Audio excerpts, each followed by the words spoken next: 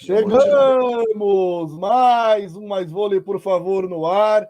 E a gente está aqui se organizando, mas já estamos no ar. Bom dia, boa tarde, boa noite, porque quem está nos escutando, nos assistindo ao vivo é boa tarde, mas tem muita gente que vai ver gravado depois, então pode escolher o melhor horário. Tudo certo, Cacá Bizoc? Iniciamos mais uma semana agora, e é a semana que todo mundo aguarda, acho que lá desde o início da Superliga, que é a semana de playoffs. A gente começa já a partir de quarta-feira o masculino, a partir de sexta o feminino. Começamos aquela fase derradeira, Cacá Bizoc. Olá, Rafa, olá todo mundo da Vôlei Play, do YouTube. Estamos aí, agora é hora boa, né? A hora que todo mundo começa a ir para o ginásio, né? Aqueles que nunca vão assistir vão agora para ver o mata-mata, que é realmente o mais empolgante, né, Rafa? Perfeito, Cacá. A gente vai começar falando desses confrontos de quartas de final do naipe masculino. E aí eu já tenho aqui alguns questionamentos para você, Cacá Bizoc. Vamos começar pelo jogo. Olha, um jogo em que na temporada passada foi a maior zebra das quartas de final e é meio que um reencontro. Aí eu quero saber de você, Cacá. Isso é falado no vestiário, né? Expectativa para o reencontro entre Sada e os comandados de Peu. Ano passado era vôlei no Itapetininga, agora Farmaconde São José. Do time que jogou, que eliminou o Sada Cruzeiro na temporada passada, ainda tem lá de titulares o Thales, o Renan Buiatti e o Johan, né? Além do técnico. Isso é comentado dos dois lados, talvez do lado do São José. Já vencemos esses caras ano passado, dá para ganhar. E do Sada Cruzeiro, perdemos para eles, tem que ficar alerta, não podemos vacilar. Fala um pouquinho sobre esse confronto que você espera. Então, Rafa, o programa de hoje é aquele que os caras anotam lá o que o comentarista falou para ver se acerta, né? E esse é o jogo que na temporada passada, quando teve o mata-mata, né? Foi aquele que derrubou tudo que foi comentarista, porque ninguém apostava que Itapetininga fosse ganhar do Sada Cruzeiro. E agora o time está em São José dos Campos, né? E o Farmaconde, eu acho que, em cima do que você comentou, Rafa, a história é outra, né? O time do Itapetininga, lembrando, tinha o Adriano que estava surgindo, estava voando. O time hoje, em São José dos Campos, teve vários problemas, tem problemas técnicos, problemas táticos que durante a temporada não conseguiu resolver. Lembrando que aquele time de Itapetininga tinha feito bons jogos contra o Sada Cruzeiro, né? Tanto que quando ocorreu o cruzamento, o Peu falou, ele falou assim, o nosso jogo encaixa com o deles. E era uma observação que parecia que ia ficar assim no ar, né? Falou assim, falou por falar, para analisar o adversário. E, na verdade, o jogo casou tanto que eles derrubaram o líder, né, da fase de classificação. Eu vejo hoje uma história diferente, Rafa.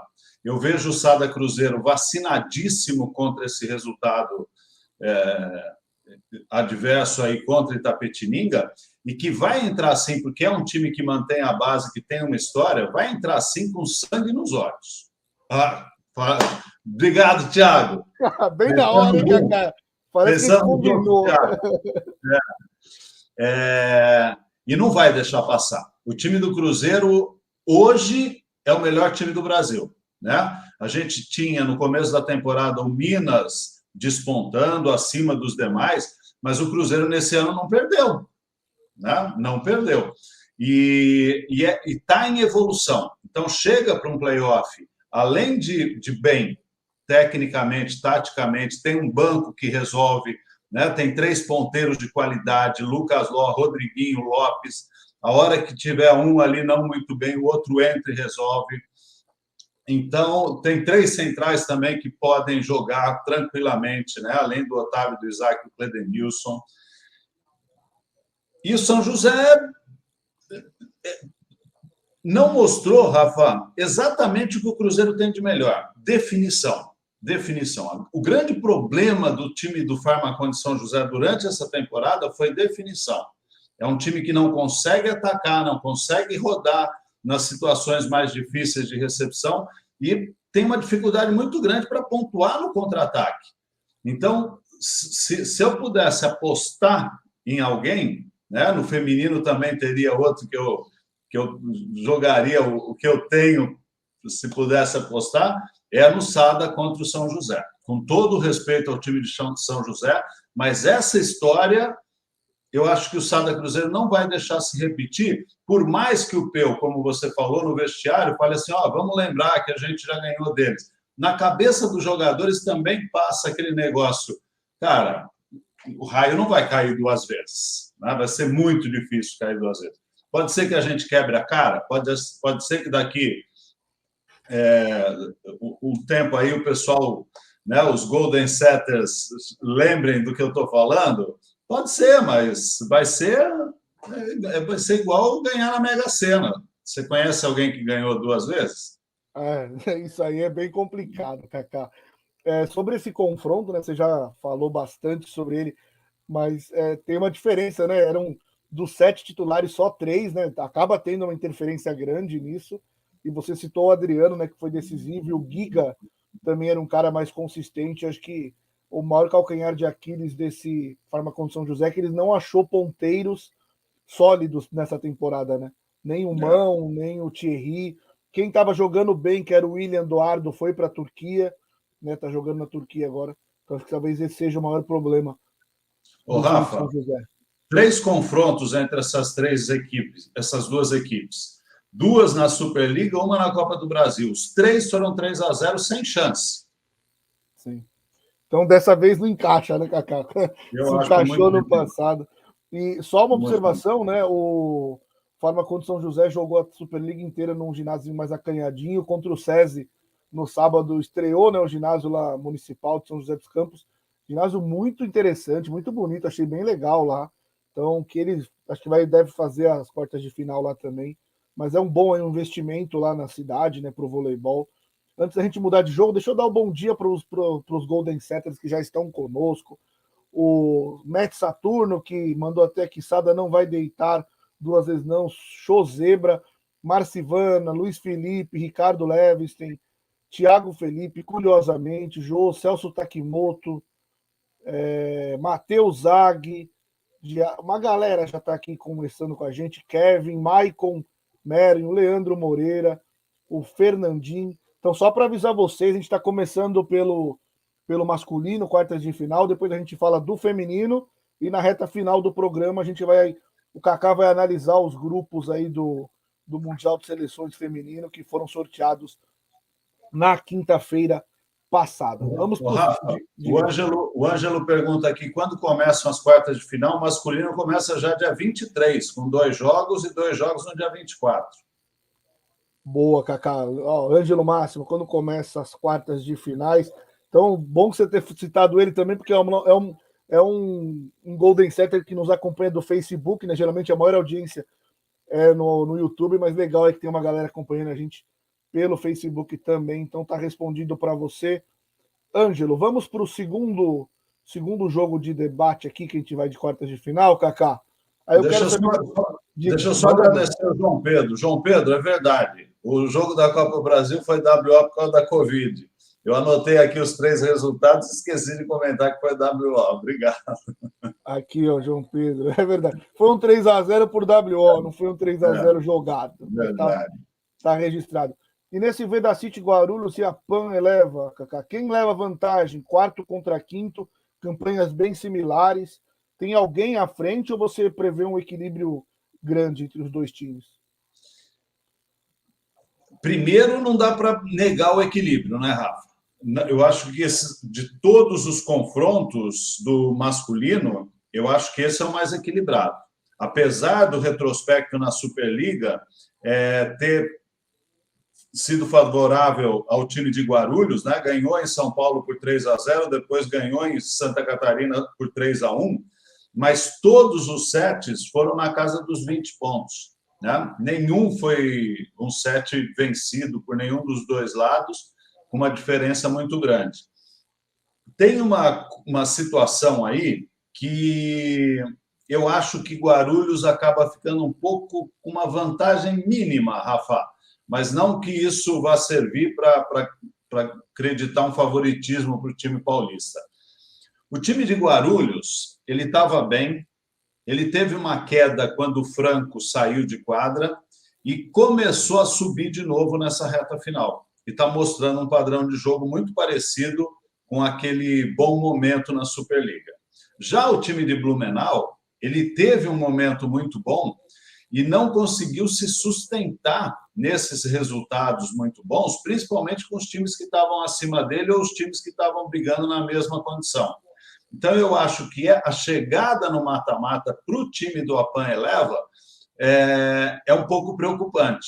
Mesmo porque a gente já tinha comentado isso na semana passada, o time de Blumenau ele não conseguiu ainda achar o time ideal, né? Mudou muito. Algumas vezes eu até elogiei o Donegal, porque ele achava uma saída ali para o time melhorar.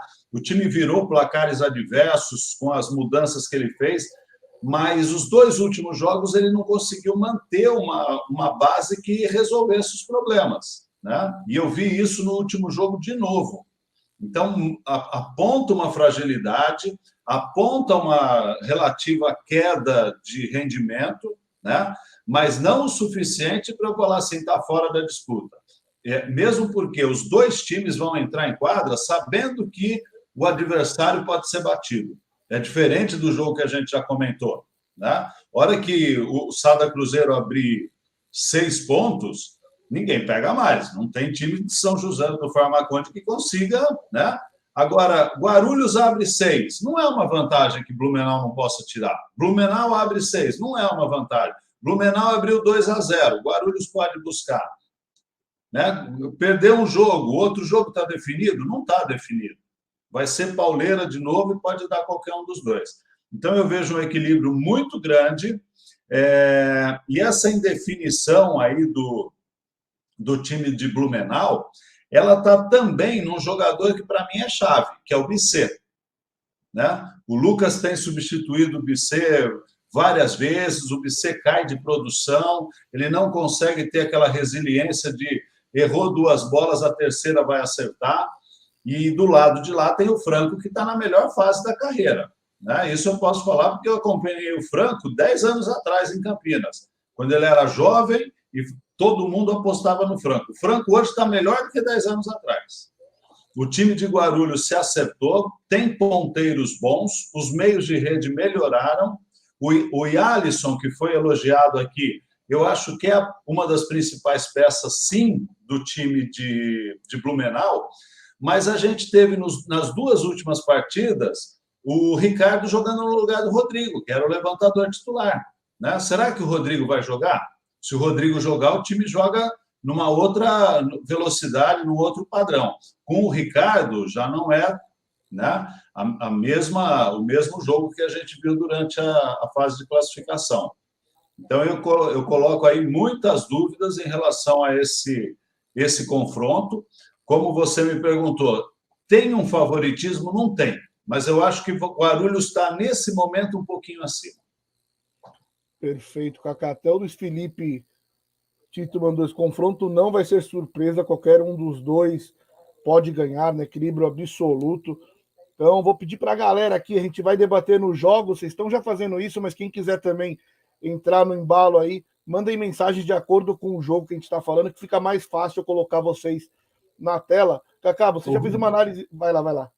Não, só lembrando, esse é o único confronto que vai sair alguém que nunca participou do playoff das semifinais, né? Perfeito, é verdade. Teremos um semifinalista inédito, independente do lado que vencer. Sua análise já foi bem ampla, Cacá. Vou falar rapidamente, né? Entre os opostos, acho que o Guarulhos dá vantagem, como você bem falou, né? O Franco está bem melhor, né? O André Donegal revezou bastante, Jamelão, o Lucas Borges e o Bissé. Nas pontas, eu gostei mais do desempenho dos ponteiros do Apan Eleva na competição, né? Eles revezaram também, o Alan Patrick cresceu de novo. Teve um determinado momento que o Vitor Baeza estava muito bem, o Renan Bonora, que foram melhores do que João Frank, Renato Pato e David. Entre os centrais, eu gostei muito do Lucas Fonseca, então acho que está um pouquinho à frente o Apan Eleva. Mas nos levantadores ali, eu acho que o Sandro um pouco superior, e nos líberos bem igual, Thiago Brenda e Rogerinho. Então, e o Lucas, o central, que você elogiou agora, ele tem jogado menos, né? Ele era um cara que também, ao meu ver, estava se destacando, foi para o banco e agora entra. Então, essa inconstância aí que eu estou meio ressabiado, sabe? De falar que Blumenau está chegando. É. O João mandou aqui, ó, mas Guarulhos, se Franco tiver num dia ruim, é outro time também, né? Vai que é um time que depende bastante aí do oposto. O Abraão Araújo, adora esse programa. O match também, se acontecer do time do Guarulhos perder, o Franco já era, oremos. Acho que ele deve estar falando em relação à seleção brasileira. O Guarulhos tem que apostar no Frank, que é outro cara que começou bem, depois deu uma queda, né? Aí o Luiz Felipe Tito, Cacá, perguntou para você se revezamento de ponteiros atrapalha muito a continuidade do time. Nesse caso, os dois times mudaram muito os ponteiros durante a competição. Olha, Luiz, eu acho que ajuda até um certo momento, mas chega uma hora que você precisa definir o time titular. Né? Você pega o lado. Vamos para o feminino um pouquinho para conseguir exemplificar. O time de Osasco. No meio ali do segundo turno, o time achou que podia fazer uma composição diferente, mexeu, tomou lenha. Falou assim: opa, vamos parar com isso. Voltou com o time titular. E aí começou a pegar novamente confiança e entrosamento. Então, há um momento que você pode testar, e que isso faz muito bem para a equipe, mas há um momento que você precisa do que você tem de mais forte. E muitas vezes esses que entraram e resolveram não têm o perfil, não têm a pegada para ser titular e segurar a bucha no playoff. Né? Então, essa é a questão. Boa, Cacá. Curiosamente, os ponteiros do Guarulhos está difícil mesmo. Pedi duas coisas para vocês. No momento, já 106 pessoas conosco. Bora lá, dá um like lá. Vamos chegar a 100 likes, meta inicial. A gente está ali com 45 likes. Dá uma força aí para o nosso trabalho. E quanto mais likes, a gente fica melhor posicionado ali no YouTube. Os algoritmos do YouTube observam lá. Ó, a live é boa, vou mandar para mais gente. Vou espalhar para mais gente que gosta de voleibol. Já estou colocando perguntas de vocês. Quem puder, quem tiver ao alcance, contribuir, mandando pergunta, observação, com superchat, a gente agradece também. Cacá, vamos para o terceiro jogo de quartas de final do masculino. Acho que talvez esse tão equilibrado quanto a Pan Eleven da City Guarulhos, que é Vôlei Renata e SESI São Paulo. O SESI São Paulo venceu o Vôlei Renata nos dois turnos, mas ambos por 3-2. Então, a pergunta que não quer calar: o que pode definir esse confronto? O que pode pesar para um dos lados aí para que um dos dois se classifique? Eu acho que o que pode pesar é a confiança, Rafa. Eu concordo com você que, no papel, é um dos confrontos mais equilibrados. Mas o Vôlei Renata não tem mostrado força para a gente poder apostar nele. E hoje o SESI, para mim, ele tem mais força que o time de Campinas. Eu acho que nesse confronto, apesar do equilíbrio, apesar de não dar para a gente falar assim, não, o SESI vai ganhar, descartar a chance do Vôlei Renata, porque é um time com experiência, tem experiência no banco, tem experiência na quadra, tem jogadores que, se estiverem bem, desequilibram, que é o caso do Gonçalves, que é o caso do Lucão, que é o caso do Evandro, né, que faz tempo que não está bem, que não desequilibra, que não, né, resolve para o time, mas se o cara conseguir jogar um jogo inteiro, ele desequilibra. E o Adriano. Só que o Adriano está tendo um problema que é o adversário saber disso. E como ele é um jogador exposto, não é como um Lucão, como um Evandro, por exemplo, que está fora da linha de passe, pode jogar independentemente disso, o Adriano ele tem sentido alguns jogos demais. Ele sempre sente, porque a recepção é um fundamento que ainda ele precisa evoluir muito. Né? Junto com a defesa, que a defesa do Adriano é terrível. Mas no ataque, ele é um cara que a gente não pode falar assim, pô, se o Adriano receber, se ele receber, ele vai rodar. Só que ele não está passando. Né? E aí o time fica com uma recepção que não pode ter outra opção a não ser Evandro e ponta. O Adriano, quando está no fundo, também é caçado, porque ele fica fora da pipe, que talvez seja a melhor bola dele. E aí o time de Campinas não anda. Né? O Tempone, quando está bem, ajuda, ocupa um espaço maior, deixa o Adriano jogar com mais liberdade. O Alê também, o líbero de Campinas, ele começou melhor do que ele está agora. Ele perdeu um pouco da confiança e essa perda da confiança faz com que ele não ocupe tanto espaço, né? Então, eu vejo muitas vezes o Adriano ali com uma fatia muito grande de quadra que o Alê não cobre, que podia cobrir. Deixa comigo, cara. Vai bater nela que esse é o teu negócio. Então, eu sinto o time do SESI mais ajeitado. Apesar também de uma das peças-chave do time, que é o Darlan, não está tão bem quanto esteve em outros momentos. Mas a gente tem, por exemplo, o Birigui compensando isso. O Birigui está em ascensão. E nos jogos que o SESI tem ganho, o Birigui tem sido fundamental, né? Tem a vantagem também do PV revezar com o Darlan e muitas vezes compensar isso? Tem, né? Tem o Éder, que é um cara acostumadíssimo a jogos decisivos. Então, eu vejo nesse conjunto todo o SESI com mais chance de avançar. Mas não dá para descartar um vôlei Renata com os valores que tem, se tiver um bom dia, né, de avançar e levar essa vantagem aí para um segundo jogo. O João mandou aqui, SESI está com um enorme fator de decisão, ganhou de virada aos tie-breaks, disputou, vem de 4-3-2, jovem jogando com muita maturidade e confiança, 3-2 contra o Farmacondo São José e contra o próprio vôlei Renata, cara, como eles se enfrentaram recentemente, o vôlei Renata fez 2-0, e eu lembro, eu até falei sobre esse jogo, eu peguei os números na época, não vou lembrar agora exatamente, mas os 2 sets que o vôlei Renata ganhou foram mais porque o SESI errou muito do que por tantos méritos assim do vôlei Renata. Aí o SESI diminuiu um pouquinho os erros, cresceu com a entrada do Darlan também e reverteu. Talvez o risco para esse SESI, até pela juventude, é se exceder em número de erros, e aí pode complicar para ele no confronto? Então, decisão, Rafa, muda tudo, né? Muda tudo. Eu estava até interessante assistindo uma matéria do Esporte Espetacular domingo, que eles estavam falando sobre o lance livre, né? Por que ninguém chega no rendimento do lance livre lá na casa dos 90%? Exatamente por causa da pressão psicológica que é. Então, você jogar uma fase de classificação é uma coisa, você entrar no playoff é outra coisa, né? E mais, o playoff tem, além do caráter decisivo, um playoff curto como esse de 3 partidas, se você não foi muito bem na primeira, cara, você não tem muito tempo para dormir em cima do que aconteceu. E essa questão do erro, Rafa, ela cresce à medida que você se sente inseguro, né? Eu acho que o SESI tem corrigido, vocês analisaram muito bem aí a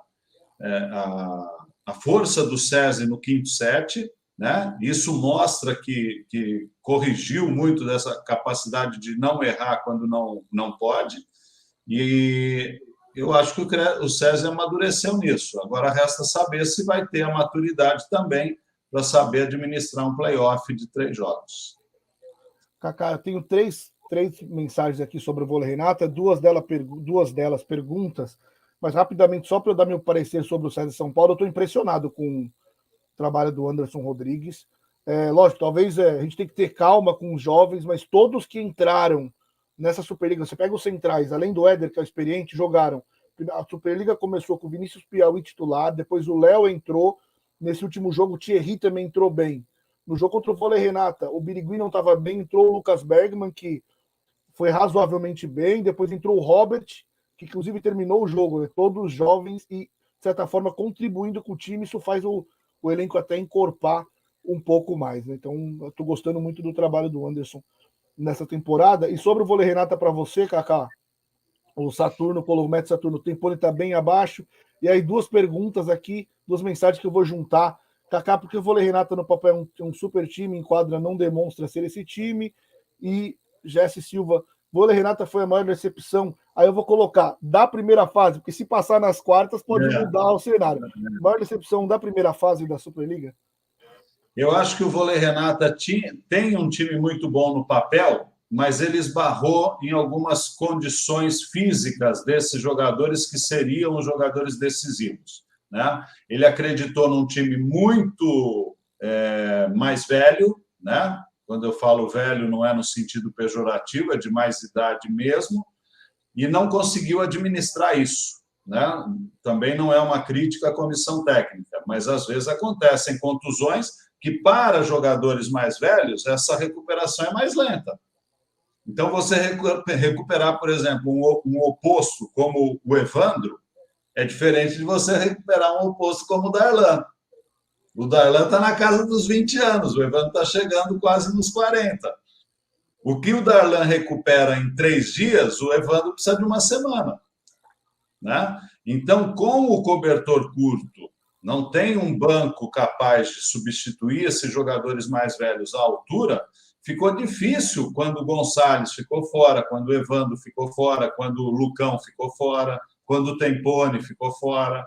Né? Eles precisaram voltar rapidamente, precisaram voltar numa situação que o time estava precisando.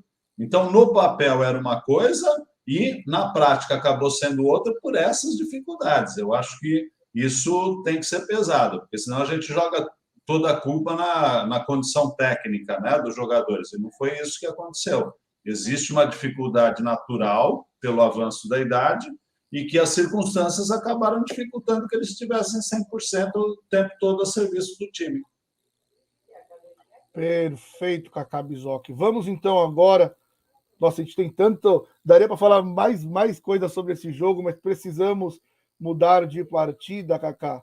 E aí vamos para o primeiro contra o oitavo. Eu confesso, o Funvic Natal estava crescendo, me surpreendeu perder do Montes Claros da América. Achei que poderia vencer lá e continuar em sétimo. Mas é um confronto de um time que tirou a invencibilidade do Minas, né, jogando em BH pela Superliga. Né, o Minas não perdia para ninguém. Mas o Minas foi o primeiro, sobrou durante a competição. Corre algum risco esse Minas de eliminação diante do Funvic Natal, Cacá? Ô, Rafa, eu vou perguntar para você. Você fez a abertura aí para esse jogo e você falou assim: surpreendeu o Vôlei Natal de não ter ganhado e não ter ficado em sétimo.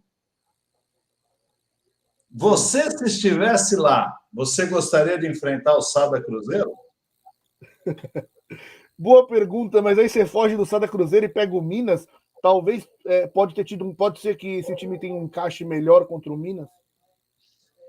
Rafa, o Minas é um super time. Na minha opinião, faz a final da Superliga com o Sada Cruzeiro. Mas a chance de ganhar do Minas, para o Funvic Taubaté, que vem de um segundo turno que venceu por 3-2, tudo bem que naquele jogo o Minas jogou sem o Honorato e sem o Vissoto. São 2 jogadores fundamentais para o esquema tático do time. Mas ganhou. Os jogadores acreditam que podem vencer de novo. Né? O Minas tem mostrado, durante a temporada, algumas fragilidades que a gente já não vê mais no Sada Cruzeiro. Por onde você escapa do Sada Cruzeiro? Pensando taticamente, pensando como que eu vou jogar para ganhar do Sada Cruzeiro? E como que você vai jogar para ganhar do Minas? Existem mais opções. É claro que o Minas, se o Minas jogar o que está jogando na temporada toda, vai fazer com que essas estratégias do adversário sejam minimizadas. Né? Ah, você quer ganhar de mim? Você estudou bem, você tem que sacar aqui, você tem que bloquear lá, em tal momento você tem que dar preferência para cá, para lá. Né? Eu tenho saque bom, mas o meu saque é sempre mais forte para tal lugar. Eu tenho a fragilidade do bloqueio quando o William está na rede. Né? Os meus centrais bloqueiam muito bem, mas bloqueiam quando os ataques são da extremidade. Então, tudo isso acaba pesando quando você tem a escolha de um adversário. Eu acho hoje pelo que está jogando, o Minas, um time que casa muito mais para o que Natal está jogando, poder avançar. Né? Então, pode ser que tenha escolhido, não vou fazer esse julgamento também, né? Pode ser que tenha escolhido, pode ser que sim. E talvez seja a chance de um time que a gente sabe que está com dificuldade financeira, que está com dificuldade de renovar para a próxima temporada, que já saiu de Taubaté numa condição não igual para Natal, e a chance de ir para uma semifinal e conseguir uma continuidade no projeto. E que o torcedor minas tenista entenda essa minha colocação em todos os sentidos. porque não é uma crítica ao Minas. O Minas continua sendo melhor do que o time do Funvic Natal. A chance do Minas classificar é muito maior do que o Funvic Natal. Mas se existia alguma chance para o time do Rio Grande do Norte, é contra o Minas. Num cenário tão adverso, menos pior pegar o Minas do que o Sada Cruzeiro. O Ricardo Leves mandou exatamente uma mensagem parecida, né, com o início do seu comentário, que até você fez a pergunta para mim. Acho que o Funvic perdeu de propósito. Eu não acredito muito em perder de propósito. Às vezes não entra com tanta concentração, bota os reservas, né? Acho que quem está em quadra quer ganhar, mas aí você pega um adversário com mais conjunto, se você não entra com todo mundo, melhor pegar o time do Sada, melhor pegar o Minas do que o Sada. É difícil a gente realizar esse julgamento mesmo, mas pode ter sido uma escolha de caminho mesmo. E a gente já vem elogiando o Funvic Natal nas últimas rodadas, né, Rafa? É um time que cresceu bastante. Esse americano central é muito bom, o Gassman, muito bom. O Índio está fazendo uma substituição aí ao Murilo acima da expectativa. O Gabriel se encaixou naquela saída de rede depois que o Krauschuk foi para a Turquia. O Elião, o cubano, também está melhor. O Fábio assumiu uma posição mais ali do que ele pode contribuir. E tem um dos melhores líberos do Brasil, né? Que é o Thales. Não vai ser fácil esse confronto, apesar de ser primeiro contra o oitavo. O outro central também muito interessante, né? O Felipe Brito. João Pedro Ramalho, acho que o diferencial para Natal pode ser a torcida, ginásio, mas ainda é difícil. Aquele ginásio lá, o Palácio dos Esportes, realmente mudou um pouquinho ali para o Natal, né? Como eu falei, a gente gosta de ginásio grande, com estrutura, mas para os adversários, aquele caldeirãozinho ali complicou para todo mundo que foi enfrentar o Natal lá. Caio Moraes falou que para mim o Funvic perdeu de propósito. Acho que a maior galera aqui no chat está pensando isso. Mas vamos em frente, vamos falar de Superliga Feminina. Rafa, podemos só concluir? Eu não quero fugir da raia, não.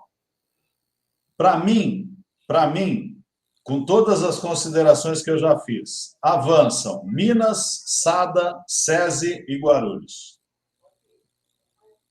Concordo. Estou com você nessa também, Kaká. Teremos ali mineiros contra paulistas na semi. Então tá aí anotado, hein? Minuto 31 e alguma coisa. Já que você vai cornetar mesmo, né?